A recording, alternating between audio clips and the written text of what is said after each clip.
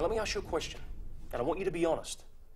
If it came down to the wire, do you know what it takes to survive the shock, fear and stress of a violent attack?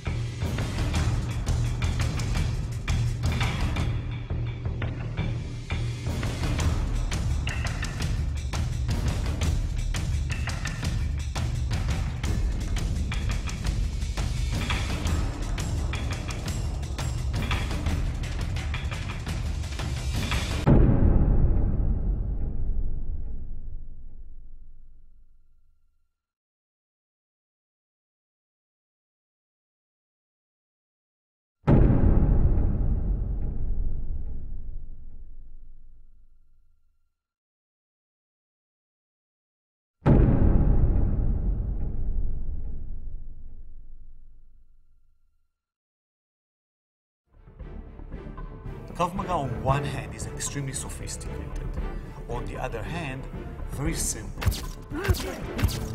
Dealing with weapons, dealing with grabs, dealing with multiple opponents, dealing with hostage situations, dealing with standing, moving, sitting on the ground in confined areas, everywhere.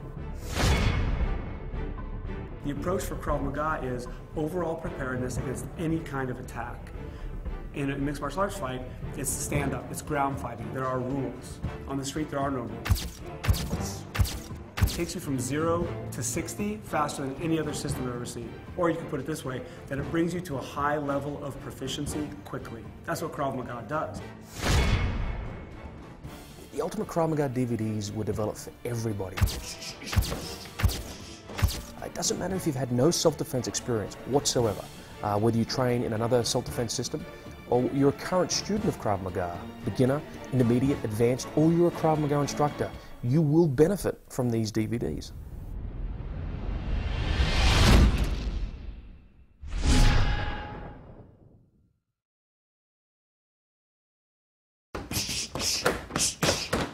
So let's recap. I've covered being more aware of your surroundings to prevent possible attacks, using objects in your environment within the law to aid us in self-defense, and we've introduced the important subject of movement. Now, we're not just going to show you how to make an effective strike using your feet, hands, elbows, or knees. You'll also be shown proper punching and kicking ranges and how to chain or link your strikes so that they flow smoothly and efficiently. Now, we will also address the important issue of gaps or dead space in our strikes, meaning that we need to ensure that as one punch is landing and recoiling, another strike is on the way to the target. Krav Maga does not train for competition or ring fighting. We are training to defeat one or more attackers who want to injure, rape, or in the worst case, kill us. Go! Time. Can I move around, Travis? Go! Time. Go!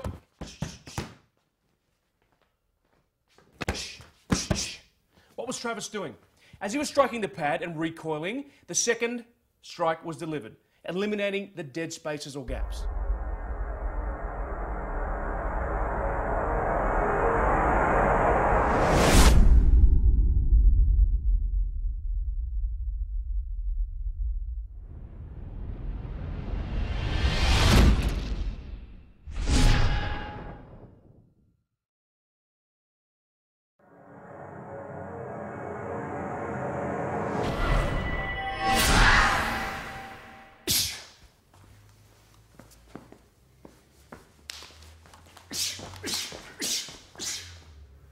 Good. Headlock from behind.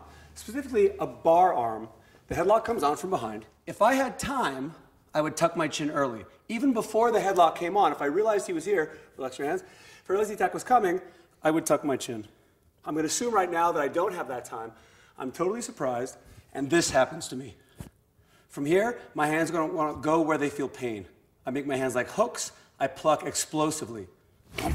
When you're training for a mixed martial arts fight, it's a totally different paradigm. You're training against somebody you know how much he weighs, you know how much he's supposed to weigh, you know what his style is, what his experience is, you've watched a video of him probably, and you get to prepare. You have 2 to 3 months to prepare for that fight. It's different. You have to work on a certain set of skills. You know the day and the time of your fight. If you know the day and the time of your fight, you can prepare for it.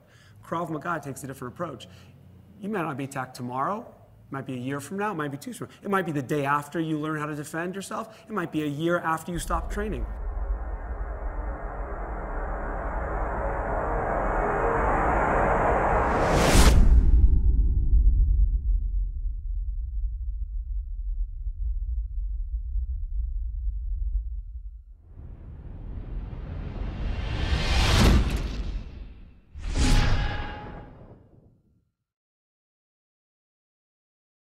Fights are messy, savage, and violent, period. Now, someone sucker punching you in the face or kicking you in the head when you're on the ground can be life-threatening and is brutal beyond imagination. However, when we talk about fighting, what do we think of? Boxing, karate, mixed martial arts like cage and other championship fighting? Now, these are violent sports that present violence in a realistic way. However, unlike most of us, these fighters are top athletes who have years of dedicated training and experience. Now, they are some of the world's toughest fighters, and I have no doubt that most of them could survive an unarmed street attack. But remember, competition fights are governed by rules and time, enforced by a referee who can stop the fight. Now try to imagine what would happen if someone without this level of training is attacked at home or is involved in a fight on the street. Maybe there's more than one attacker. There are no rules. We have to do whatever it takes to survive. Now, thugs and criminals, by definition, don't live by our rules. So we need to train and mentally prepare for this eventuality by thinking outside the ring. Let's be brutally honest. No training can ever fully prepare us for the shock of a violent confrontation, particularly in a situation where we risk serious injury or death. This is where all of our awareness, movement, striking, self-defense training must come together and replicate these realities as close as possible. Remember, on the street there are no rules, and unfortunately we can't tap out.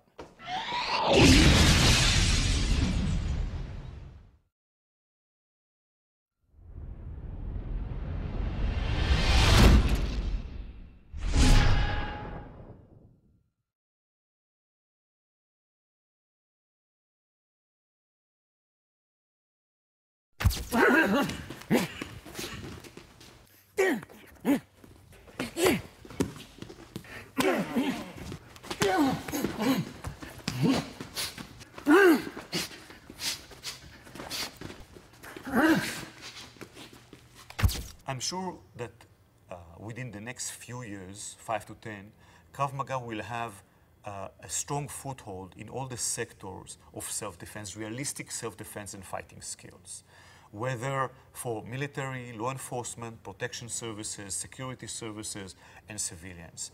It is simple. Imi used to say, everybody will come my way, meaning everybody will understand the necessity of the self-defense, defensive tactics, fighting skills, and will come in our way, because our way is to deal with realistic problems.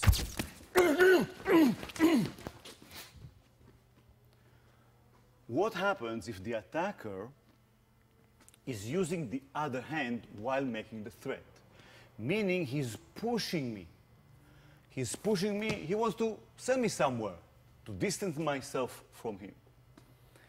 So, when he is doing that, I'm deflecting his push.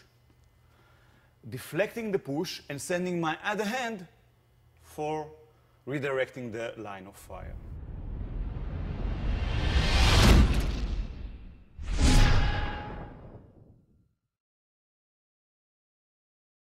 Warm-up is absolute key. If you don't have time to warm up for your activity, you don't have time to do your activity. Trunk rotation, punches, lunging, squatting all involve the joints of the ankles, the knees, the hips, as well as the trunk. If the spine is moving freely, the muscles around the hips and the pelvis have to have the appropriate length as well as glide in order to prevent restriction in movement, which will lead to repetitive stress injuries. The muscles in the chest wall close off the shoulder joints. In order to open up the chest and increase motion in the shoulders, a stretch where the elbows are pulled back, hands gently resting behind the neck can be performed with cervical extension to increase motion in the front of the neck.